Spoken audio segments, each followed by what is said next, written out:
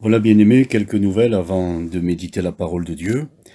Vendredi soir, on a eu, avec le Zoom au niveau de toutes les églises de Corse, un bon moment de prière avec des représentants de toutes les églises présents. Et c'est quelque chose qui est à renouveler, que nous avons tous apprécié. Euh, Vous donnez également des nouvelles d'Aldo. Il est rentré chez lui. Voilà, les choses vont bien. Il est toujours sous surveillance, mais globalement, au niveau de sa santé, par la grâce de Dieu, ça va bien. On continue de prier pour Ninou. Elle devrait repasser pour une toute petite intervention à la clinique où elle a été opérée parce que, en fait, la plaie coule. Moins aujourd'hui, mais donc il va falloir certainement refermer cela. Donc on va penser à notre sœur Ninou. Voilà, on va méditer la parole de Dieu dans le livre du prophète Ésaïe. On l'avait vu, le prophète Ésaïe, nous sommes au 8e siècle avant Jésus-Christ, c'est un homme de Dieu remarquable, certainement le monument de l'Ancien Testament au niveau prophétique, 60 ans de ministère exercé. Son nom signifie salut de l'Éternel, et cet homme qui marche avec Dieu avec beaucoup de fidélité, vit dans des temps complètement troublés où le peuple de Dieu a abandonné les voies de l'Éternel. C'est on ne peut plus évident. Et le contraste du coup apparaît encore plus grand entre le contexte dans lequel il vit et donc toutes les situations difficiles dans tous les domaines et ce que lui vit dans sa relation personnelle avec le Seigneur.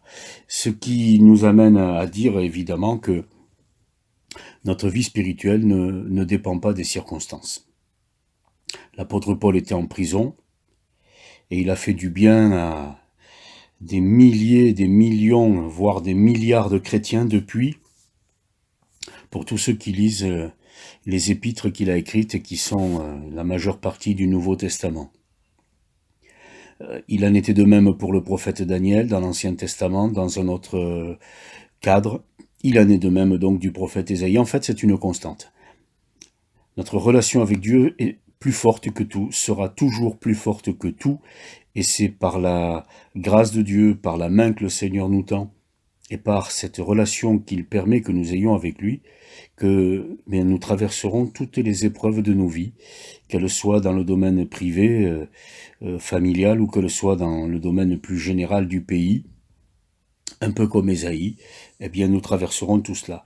Et je voudrais, en méditant la parole de Dieu, qu'on puisse regarder ce qu'on pourrait appeler la fin d'un prophète. C'est juste une expression, bien évidemment, pour s'en souvenir un peu mieux, mais les derniers chapitres du prophète Ésaïe, on va appeler cela la fin de la vie d'un prophète. Eh bien, ça confirme évidemment ce que dit l'Ecclésiaste, la fin d'une chose vaut mieux que son commencement. Ça confirme ce que dit l'Épître aux Romains, il fait concourir toute chose au bien de ceux qu'il aime. Et donc quand on prend les derniers chapitres du livre du prophète Ésaïe, et on va commencer bien évidemment par le chapitre 53, le dernier chapitre étant le chapitre 66, mais ce ne sera pas long, ce sera quand même un peu comme des étapes marquantes au rythme de chacun des chapitres.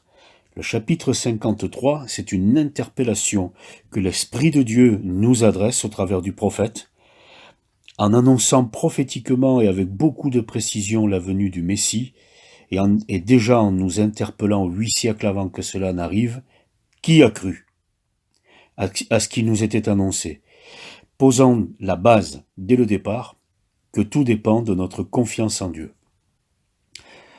Rien ne devrait dépendre des circonstances, de ce que nous ressentons, de ce que nous pensons. Tout devrait dépendre de notre confiance en Dieu. C'est ce que vivra l'apôtre Pierre, qui, devant la mer agitée, le Seigneur qui marche sur les eaux, dira, eh bien, ordonne que je vienne vers toi. Et le Seigneur lui dira, bien, viens. Et contre toute logique, contre tout sentiment qu'il pouvait avoir, contre toute situation contextuelle, il va mettre le pied sur de l'eau. Normalement, on rentre dans l'eau. Eh bien non, il va marcher sur l'eau.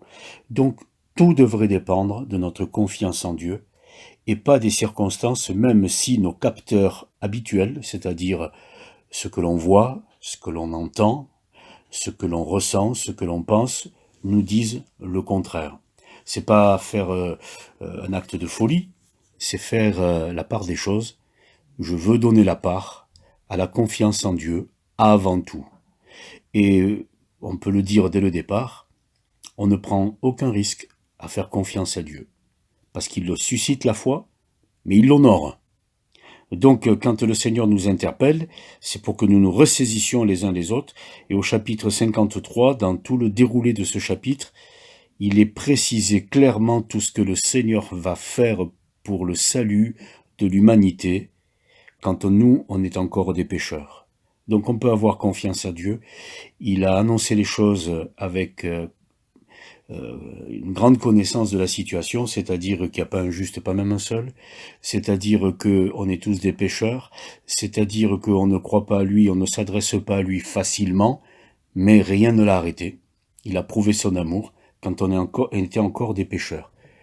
On passe au chapitre 54, élargis l'espace de ta tente, au verset 2, pardon.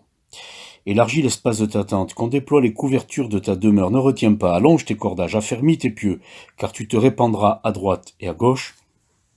Ta postérité envahira des nations et peuplera des villes désertes. Ne crains pas, car tu ne seras point confondu. Ne rougis pas, car tu ne seras pas déshonoré, mais tu oublieras la honte de ta jeunesse et tu ne te souviendras plus de l'opprobre de ton veuvage, car ton Créateur est ton époux, l'Éternel des armées est son nom. Et ton Rédempteur est le Saint d'Israël. Il se nomme Dieu de toute la terre. Amen. Et celui en qui nous croyons se nomme Dieu de toute la terre. Il est l'Éternel. On l'avait déjà médité. Voici le nom de l'Éternel vient de loin. Mais maintenant il se nomme Dieu de toute la terre. Il a pris autorité sur tout ce qui relève de la terre. Il avait autorité sur sa création. Et au travers du chapitre 53, il nous annonce qu'il va venir prendre autorité sur toutes les conséquences du péché, y compris la mort. Alors, celui en qui nous croyons se nomme Dieu de toute la terre. Ayez confiance en Dieu. Chapitre 55. Vous tous qui avez soif, venez aux eaux. Même celui qui n'a pas d'argent, venez, achetez, mangez. Venez acheter du vin et du lait, sans argent, sans rien payer. Quelque chose d'extraordinaire auquel le Seigneur nous invite. Et il nous dit au verset 6, « Cherchez l'Éternel pendant qu'il se trouve. Invoquez-le tandis qu'il est prêt. » Là encore, le Seigneur nous interpelle. Mais vous tous, c'est général, c'est universel. L'appel de Dieu est universel. Tout le monde va entendre l'appel de Dieu. Mais chacun aura la liberté d'y répondre. Ou de ne pas y répondre. Mais néanmoins, l'appel de Dieu est universel. Et a priori, le Seigneur ne fait pas de distinction de personne. Il l'écrit. Et il nous dit que nous approcher de lui, c'est par la foi, c'est par la grâce, c'est sans rien payer. Le Seigneur n'exige rien de nous, si ce n'est d'avoir un cœur droit et ouvert. Mais ça, on peut quand même avouer que c'est pas cher payé, dans la mesure où lui fera tout le reste. Chapitre 56, les 2 premiers versets. « Ainsi parle l'Éternel, observez ce qui est droit, pratiquez ce qui est juste, car mon salut ne tardera pas à venir et ma justice à se manifester. Heureux l'homme qui fait cela. Le Fils de l'homme qui demeure ferme, gardant le sabbat pour ne point le profaner, veillant sur sa main pour ne point commettre aucun mal.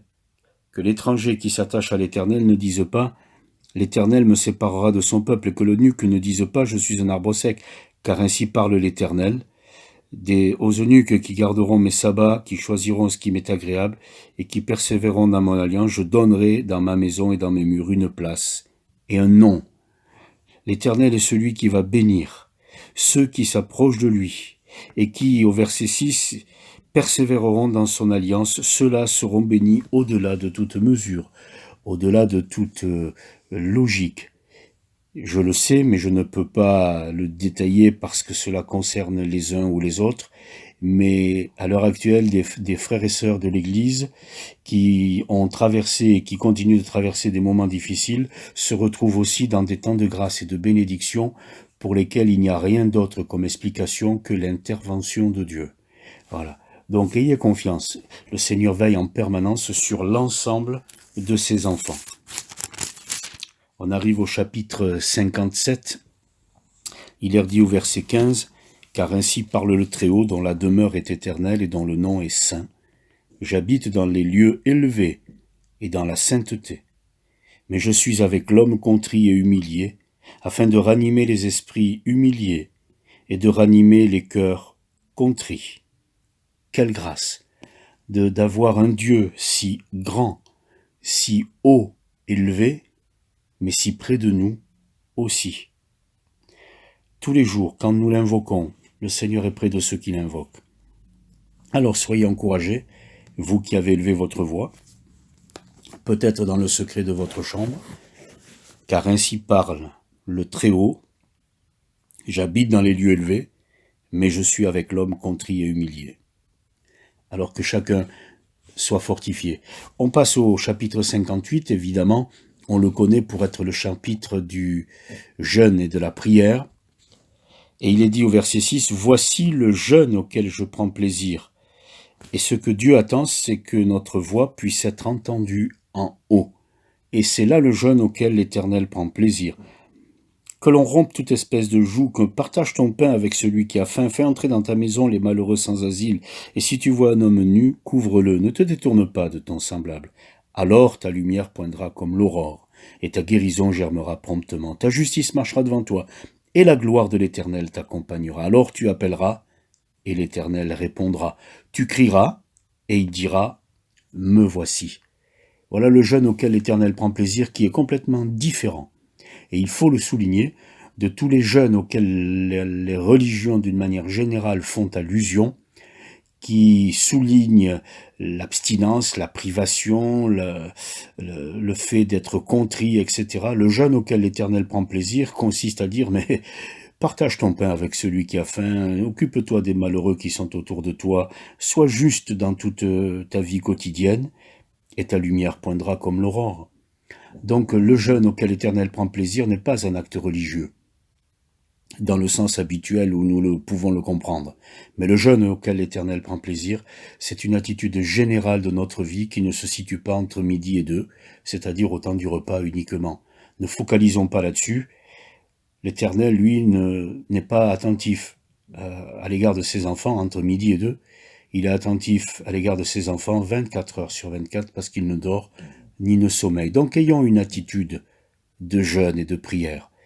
Et parlant du fait de ne pas manger, eh bien ça veut dire que lorsque je suis en prière et que l'heure du repas arrive, eh bien ça ne devrait me poser strictement aucun problème de continuer de prier parce que je n'ai pas fini de prier. L'important c'est pas que je finisse mon repas, l'important c'est que je finisse de prier.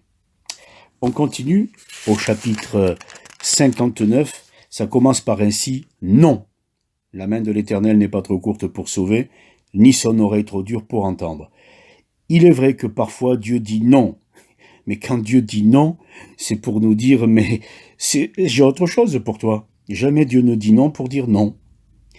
Dieu dit non quand ce n'est pas bon pour nous, Dieu dit non quand ce n'est pas conforme à sa volonté, et puis Dieu dit non quand nos idées sont complètement fausses. Non, la main de l'Éternel n'est pas trop courte pour sauver, qui pourrait penser l'inverse. Ni son oreille trop dure pour entendre, qui pourrait penser autrement. Non, ne nous trompons pas. Et le chapitre 59 d'Ésaïe vient nous remettre un peu sur les rails. Non, non, arrêtez de penser de travers, de parler de travers, arrêtons de raisonner de travers. Dieu n'est pas comme la plupart des gens le pensent. Chapitre 60, les 2 premiers versets. « Lève-toi, sois éclairé, ta lumière arrive. La gloire de l'Éternel se lève sur toi. Voici les ténèbres, couvrent la terre et l'obscurité les peuples. Mais sur toi, l'Éternel se lève. Sur toi, sa gloire apparaît. » Ce qui signifie une chose, c'est la proximité de Dieu de manière personnelle à l'égard de chacun et chacune d'entre nous. Dieu n'est pas seulement très grand, il est très près de nous, et de manière individuelle. Et ça, c'est une grâce. Alors lève-toi. De temps en temps, quelque chose nous a abattus et le Seigneur nous dit « Allez, prends courage, lève-toi ». Un peu comme Élie qui déprimait, il y a un peu d'eau, il y a quelques petits gâteaux chauds que l'Éternel a préparés et que il a fait déposer là par des anges. Alors, nourris-toi de ce que Dieu a donné, et puis lève-toi. Lève-toi, ne reste pas dans une position abattue, voire de défaite. Lève-toi, sur toi, l'Éternel se lève, sur toi sa gloire apparaît. On arrive au chapitre 61, ce fameux passage magnifique que le Seigneur reprendra évidemment. L'Esprit du Seigneur l'Éternel est sur moi, car l'Éternel m'a oint pour porter de bonnes nouvelles aux malheureux. Il m'a envoyé pour guérir ceux qui ont le cœur brisé, pour proclamer aux captifs la liberté et aux prisonniers la délivrance, pour publier une année de grâce de l'Éternel, un jour de vengeance de notre Dieu, pour consoler tous les affligés, pour accorder aux affligés de Sion, pour leur donner un diadème au lieu de la cendre, une huile de joie au lieu du deuil, un vêtement de louange au lieu d'un esprit abattu, afin qu'on les appelle des térébintes de la justice, une plantation de l'Éternel, pour servir à sa gloire. Et le prophète annonce, après le chapitre 53, la venue du Messie, au chapitre 61, la venue de l'Esprit. Et l'Esprit qui sera sur le Seigneur, l'Esprit qu'il répandra sur nous, parce que c'est la volonté de Dieu que nous soyons remplis de son Esprit, nourris de sa parole. Autrement dit, ce que Dieu nous donne a la capacité de nous rendre forts n'importe où, n'importe quand, et dans n'importe quelle situation. Parce que ce qui vient de Dieu est plus grand que ce qui vient de ce monde. On continue au chapitre 62, et il est dit ceci, les 4 premiers versets, « Pour l'amour du Sion, je ne me tairai point, pour l'amour de Jérusalem, je ne prendrai point de repos, jusqu'à ce que son salut paraisse comme l'aurore et sa délivrance comme une flamme de feu. Alors les nations verront ton salut et tous les rois de ta gloire, et l'on t'appellera d'un nom nouveau que la bouche de l'Éternel déterminera. Tu seras une couronne éclatante dans la main de l'Éternel, un turban royal dans la main de ton Dieu. On ne te nommera plus délaissé, on ne nommera plus la terre désolation, mais on t'appellera mon plaisir en elle. Et l'on appellera la terre épouse, car l'Éternel met son plaisir en toi, et ta terre aura un époux. L'Éternel met son plaisir en toi. La présence de Dieu et la bénédiction de Dieu à notre côté, c'est un trésor extraordinaire. Et c'est ce qui est repris dans ce chapitre 62, « Pour l'amour de Sion, je ne me tairai point. » Dieu a parlé tellement, il nous aime. On arrive au chapitre 63, et on va lire quelques versets à partir du verset 7. « Je publierai les grâces de l'Éternel, les louanges de l'Éternel. D'après tout ce que l'Éternel a fait pour nous, je dirai sa grande bonté envers la maison d'Israël, qu'il a traitée selon ses compassions et la richesse de son amour. Il avait dit, certainement ils sont mon peuple, des enfants qui ne seront pas infidèles, et il a été pour eux un sauveur. Dans toute leur détresse, ils n'ont pas été sans secours, et l'ange qui est devant sa face les a sauvés. Il les a lui-même rachetés dans son amour et sa miséricorde, et constamment, il les a soutenus et portés aux anciens jours. » Mais quand vous relisez l'ensemble du chapitre 63, vous voyez qu'il n'y a pas que ça. Le Seigneur est obligé de constater l'abandon du peuple, la chute spirituelle dans laquelle ce peuple s'est retrouvé. Mais au milieu du chapitre, il dit « Je publierai les grâces de l'Éternel ». Il les a secourus, il les a soutenus, il les a rachetés, il les a portés aux anciens jours. Alors, que le Seigneur reprenne la place qui doit être la sienne au milieu de nous, c'est-à-dire au milieu de nos vies et de nos situations. Chapitre 64, verset 3, « Jamais on n'a appris ni entendu dire, et jamais l'œil n'a vu qu'un autre Dieu que toi fasse de telles choses pour ceux qui se confient en lui. » Jamais. C'est pour cela que on ne peut pas du tout comparer le Seigneur et ce qu'il dit et ce qu'il a établi aux autres religions. Les autres religions font référence à des idoles, et derrière ces idoles, non seulement il n'y a pas le vrai Dieu, le seul vrai Dieu, mais ce sont les démons qui se sont déguisés, parfois en anges de lumière, et qui viennent par le biais de systèmes religieux tromper l'ensemble, un grand nombre de croyants. Donc on ne peut pas rentrer en discussion forcément avec ces choses-là, parce que c'est comme si on discutait avec l'absurde et la tromperie. Devant l'absurde et la tromperie, il n'y a pas trop à discuter, il y a simplement à mettre un bon coup d'éclairage à mettre en lumière certaines choses, à donner une ou deux paroles de l'Écriture qui sont comme une lampe dans nos existences, et faisant confiance au Seigneur qui, lui, va utiliser sa parole pour éclairer ceux qui sont dans les ténèbres. D'ailleurs, quand on donne même une petite allumette à quelqu'un qui est dans le noir, ça a plus de valeur que la même allumette dans quelqu'un qui est en plein jour. Donc ne soyons pas de ceux qui méprisent les petits versets des Écritures. Quand un verset simple, seul même, des Écritures est donné à quelqu'un qui est dans les ténèbres, c'est une lumière qu'on lui donne, c'est une grâce, c'est du pain béni. Alors, ne négligeons pas les petits versets des Écritures que l'on peut donner à quelqu'un que nous croisons et qui en a besoin. Ensuite, charge à nous de faire confiance au Seigneur qui va veiller sur sa parole parce qu'elle ne retournera pas à lui sans avoir réalisé sa volonté. Voilà. On arrive au chapitre 65 et on est au verset 1er. J'ai exaucé ceux qui ne demandaient rien. Je me suis laissé trouver par ceux qui ne me cherchaient pas. J'ai dit, me voici, me voici. J'ai tendu mes mains tous les jours vers un peuple qui ne cesse de m'irriter en face. Ouais. Force est de constater que trop souvent, nous n'avons pas répondu à l'appel de Dieu, mais il dit au verset 17, « Je vais créer de nouveaux cieux et une nouvelle terre, et on ne se rappellera plus les choses passées. Elles ne reviendront plus à l'esprit. » Mais la grâce qui nous est faite, à la fin de ce chapitre, de ce livre, d'Ésaïe, c'est d'entendre l'Éternel qui dit « J'ai exaucé ceux qui ne demandaient rien ». Nous avons parfois reçu des bénédictions de Dieu sans avoir demandé. Faut quand même le reconnaître. Et puis, comme le fils prodigue, eh bien, c'est le père qui va courir au cou de son fils, alors qu'on attendrait normalement que ce soit le fils qui vienne s'humilier. C'est vrai que le fils va devoir s'humilier, mais c'est vrai aussi que le père l'aime tellement qu'il ne peut pas se retenir. Et l'amour de Dieu pour nous est tellement grand qu'il est allé jusqu'au bout avant même qu'on le croie, qu'on l'entende et qu'on l'accepte. Quelle grâce!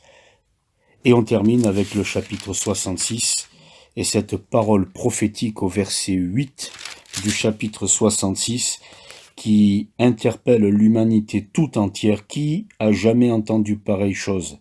Qui a jamais vu rien de semblable? Un pays peut-il naître en un jour? Une nation est-elle enfantée d'un seul coup? Dieu a réalisé ses promesses. Dieu a honoré sa parole. Et les derniers chapitres du prophète Ésaïe, du chapitre 53 au chapitre 66, retentissent comme des valeurs absolues d'une parole bénie que Dieu a voulu nous donner. Mais quand on remet tout dans le contexte, c'est un prophète, c'est un croyant, c'est un homme de Dieu dans un temps qui est pas du tout facile, dans des situations qui sont plutôt toutes contraires. Et pourtant, rien ne l'a empêché de devenir un homme de Dieu.